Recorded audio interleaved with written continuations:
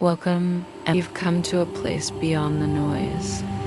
A place where the winds whisper through stone canyons, where ancient prophets wandered alone with the sky, and where silence held more power than thunder. Tonight, we walk into the wilderness. We enter a land scorched by drought, soft only by the whisper of the divine. We follow a man who heard God not in the storm, but in the stillness. His name was Elijah, the fire caller, the cave dweller, the prophet of both thunder and quiet. But before the flames fell from heaven, before the chariot of light, Elijah lived a different life, a life of solitude, of wandering, of waiting. Tonight we will walk slowly through it. We will feel the dry wind on our skin. We will watch goats graze among thorns, and we will listen for the voice that comes not in noise, but in the still small breath. We'll begin with the rhythms of exile, his daily life on the run. Then we'll journey through his boldest moments, Mount Carmel and beyond. Next, we'll enter the realm of mystery fire from heaven, visions, and the chariot of light. And finally, we'll lift the veil on power, exploring the contrast between Elijah's silence and the noise of kings. Let yourself rest. Let the dust settle, and let us follow the path into the desert dreams of Elijah. Elijah the wanderer, Elijah the hidden one. Before the miracles, he learned how to disappear. He knew the taste of exile, the chill of caves, the hum of bees in the dry stillness. He learned to hear the world when it wasn't speaking. He learned to follow the wind and to trust the voice that would one day return. But not yet, not tonight. Tonight, he waits, just as you wait, for something deeper, for something unseen. And as you rest beside his fire, with the desert breeze across your face, know this: before the prophet stood before kings, he knelt in silence. Mount Carmel, the still small voice in ascension. The land had grown dry, not just in soil, but in soul. Rain had not fallen in years. The sky was closed. The people whispered in hunger. The ground cracked like tired skin. And the name on every tongue was Baal. They said he would bring the rain, that he held thunder in his hands, that his priests draped in crimson and ash could awaken the sky. But Elijah knew better. Break time equals 2 south, greater than he had waited in silence. Now he was ready to speak. He stood tall, cloaked in simplicity, no crown, no armor, only presence, and fire in his bones. He challenged the prophets of Baal to a contest, not of swords, but of flame. 2 altars, 2 offerings, 2 prayers, and a single question: if the Lord is God, follow him. The priests cried out. They shouted, danced, slashed their skin, blood mingling with dust. But nothing came. The sky stayed silent. Then Elijah stepped forward, quietly, simply. He rebuilt the altar, 12 stones for 12 tribes. He poured water over the wood, once, twice, 3 times, until the trench around it was full. And then he spoke. No shouting, no spectacle, just a prayer. Let it be known this day that you are God. And the fire fell, not gently, not slowly, but all at once. It consumed the sacrifice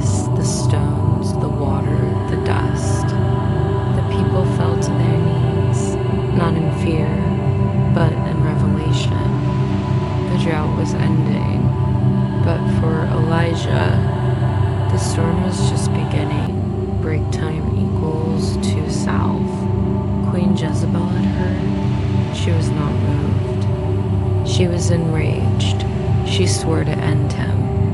And Elijah, the fire caller, the prophet of flame, ran. He ran into the wilderness, alone. Again, he collapsed beneath a broom tree and whispered his weariness to the sky.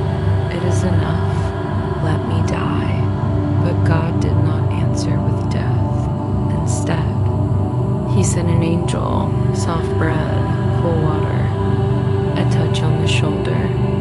Arise and eat. And again, the journey is too much for you. Break time equals 2 south, greater than Elijah walked for 40 days. Through valleys, across ridges, until he found the cave, Mount Horeb, mountain of God. He rested, and then he heard a question. What are you doing here, Elijah? And he answered, poured out his heart, spoke his loneliness, his grief, his ache for justice, and God responded. But not in the wind, not in the earthquake, not in the fire. All those came loud, powerful, terrifying, but the Lord was not in them. And then came a still, small voice, a whisper, barely heard, deep as breath, close as heartbeat, and Elijah knew that this was God. There would be no armies, no thunder, only a whisper and a task. Elijah would anoint kings. He would appoint a successor. He would not walk alone forever. Years passed. And then, one day, as he walked with Elisha, something changed. A wind began to rise. The sky shimmered, and a chariot of fire appeared. Horses of flame, wheels that burned but did not consume. And Elijah was lifted upward into the heavens in a whirlwind, no tomb, no grave, just light and wind and memory. Break time equals 3 south, greater than the people said he would return. That one day, before the great day of the Lord, he would come again. And perhaps he still lingers just beyond the veil, in the silence, in the dreams of the faithful, in the breath between prayers. Elijah, the prophet who disappeared in fire and was shaped, mystery, fire from heaven, angelic visitations, and the chariot of light. There are prophets, and then there are mysteries. And Elijah, he was both. His life, like the wilderness he wandered, was filled with signs and silences, with fire and whispers. He was a man caught between earth and something else, a thin place, a liminal edge, the boundary between heaven and dust. Break time equals 2 south, greater than. One of the first signs was not a word, but flame. Not a quiet teaching, but fire falling from the sky in answer to prayer. The people on Mount Carmel saw it, a bolt from beyond. Not lightning, not storm, something divine, controlled, sent, complete. It did not just consume wood. It swallowed water, stone, dust. It was as if the earth itself was pulled upward in one holy moment and made pure. No one could deny what they saw, but what they didn't see was what came after. Break time equals 2 south. Elijah lived with mystery, not just miracles, but encounters. In the wilderness, he was visited by ravens, creatures considered unclean, yet chosen by God to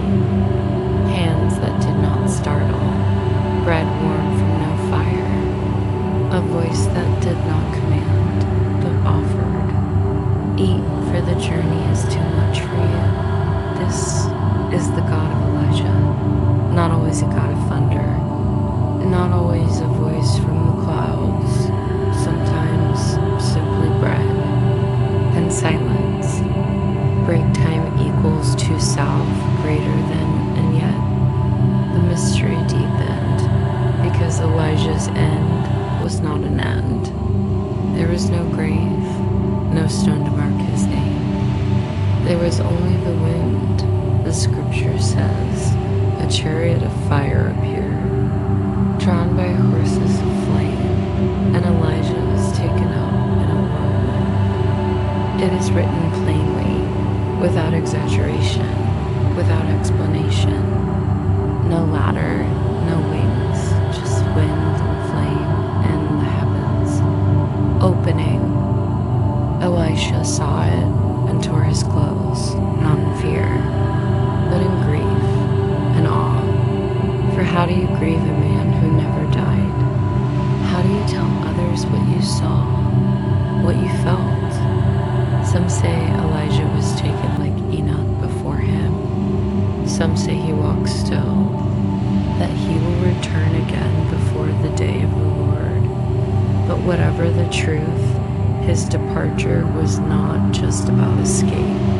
It was a sign, a message, that earth and heaven are not far apart, that what seems final may not be, that silence and flame can belong to the same God. Break time equals 3 south, even now. The spirit of Elijah is spoken of in dreams, in visions, in whispers among prophets and mystics. Some say he comes to those in need, not in form, but in presence, in the breath of wind that follows prayer, in the sudden certainty that you are not alone, in the fire that burns but does not consume. Break time equals 2 south, greater than this is the mystery.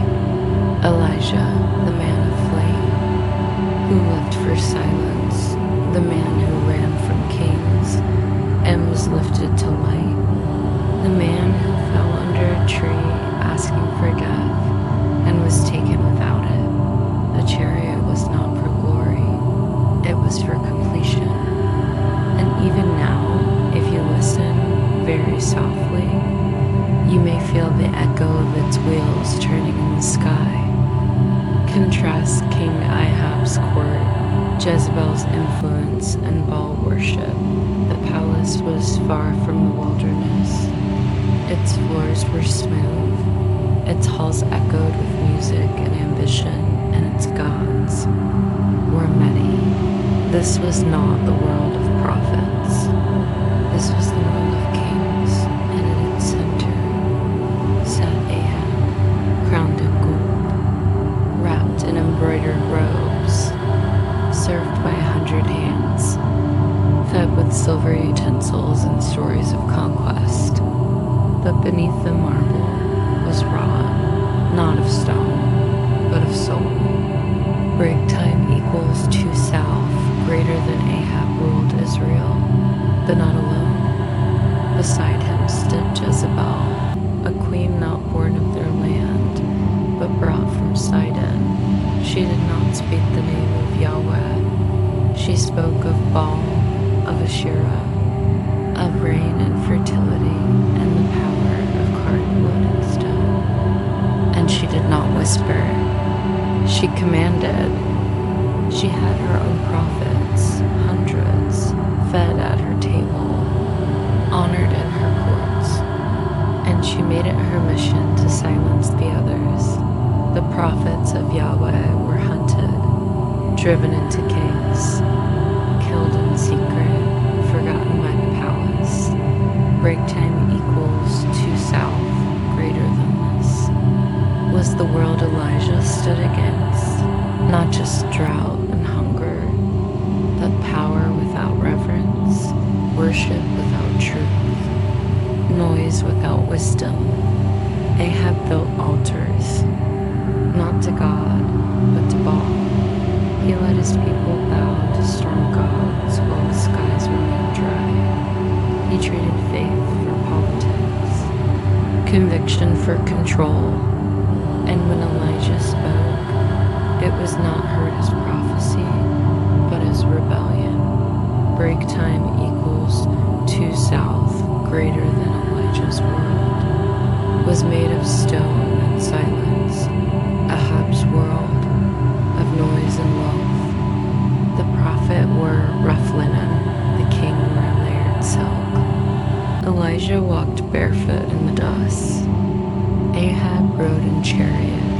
surrounded by guards.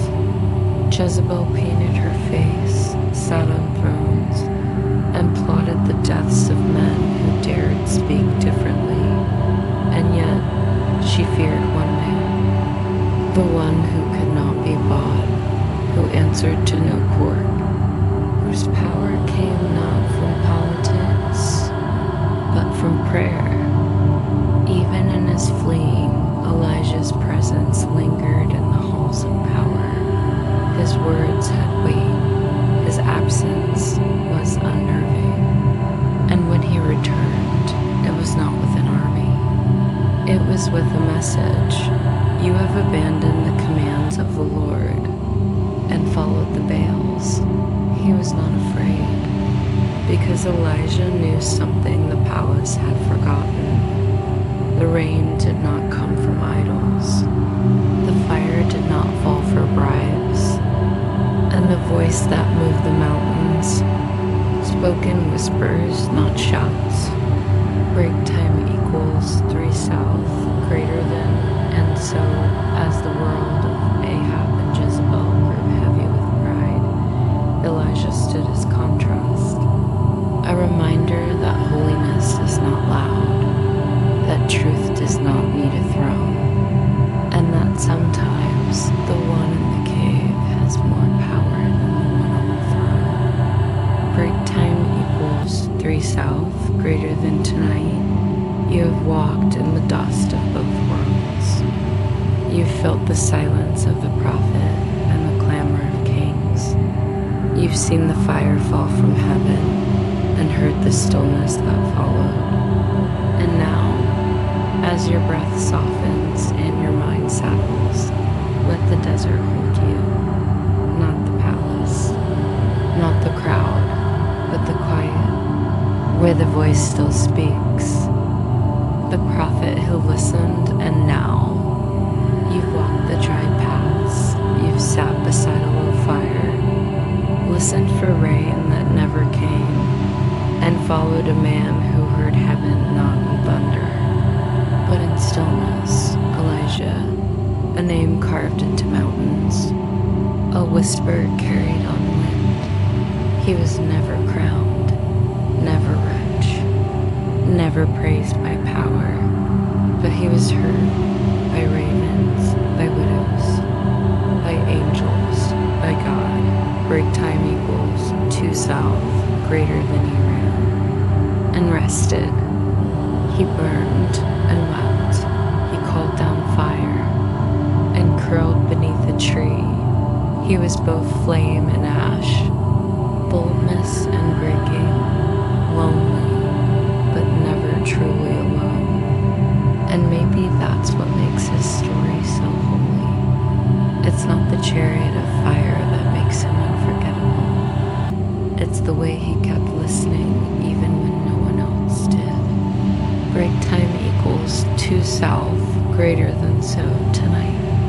As your body becomes heavy, as your breath slows like the desert wind, remember, there is power in stillness.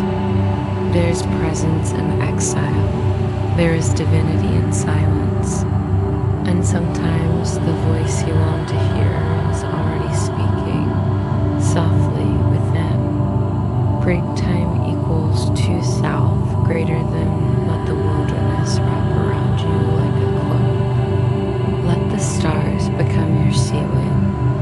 Let the prophet's path become your peace. You do not need fire tonight. You do not need answers. Only the still moment. Only the soft breath. Only the gentle truth that you are seen and known, and never truly alone. Break time equals 3 south, greater than sleep now, beloved one.